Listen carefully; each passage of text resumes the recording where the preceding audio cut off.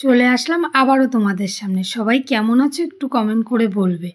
দেখো এখন বিকেল বাজে, ওরকম কটা বাজে, 4টে বাজে। দেখো আমি বসে গেছি আমার ছেলের জামা প্যান্ট নিয়ে। এই যে সব শোকেস থেকে একটা পার্ট থেকে সব বের করে ফেলে দিয়েছে আমার ছেলে। এখন সেগুলো আমি গুছাতে বসে গেছি। আর দেখো গুছাতে গুছাতে আমার ছেলে কি করছে দেখো, একবার ক্যামেরার সামনে আসছে আর একবার ক্যামেরা ধরে মোবাইল ধরে নাড়ানাড়ি করছে। দেখো একবার কি দুষ্টুমিটা নাই করছে।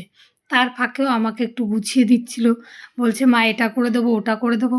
যাই হোক, গুঁড়োগাড়া না থাকলে তো এরকম আনন্দ হয় না বলো। কাজের মাঝখানে এসে ওরাই তো বিরক্ত করবে। তা যাই হোক, দেখো আমি এগুলো সব গুছিয়ে নিলাম। ছেলেরটা গোছানো হয়ে গেছে মোটামুটি, এবার সাজিয়ে রাখবো। দেখো এই কুর্তি দুটো আমি অনলাইন থেকে নিয়েছি। এই দুটো তোমাদের দেখাইনি, একটা হলুদ কালারের ছিল সেটা তোমাদের দেখিয়েছি, এটা কিন্তু তোমাদের দেখায়নি। তাই এই দুটো ভাবছি অন্য এক সময় তোমাদের দেখাবো তা এখন আর দেখাতে পারছি না। দেখো আজকে কার্তিক পুজো, তাই এক বাড়িতে যাব বাড়ির পাশে, তাই একটা সুতির শাড়ি বের করেছি আর একটা ব্লাউজ, এই দুটো পরে যাব। তাই গুছিয়ে রাখলাম। এদিকে এই আলমারিতে এসে আমি আলমারিটাও গুছিয়ে ফেললাম।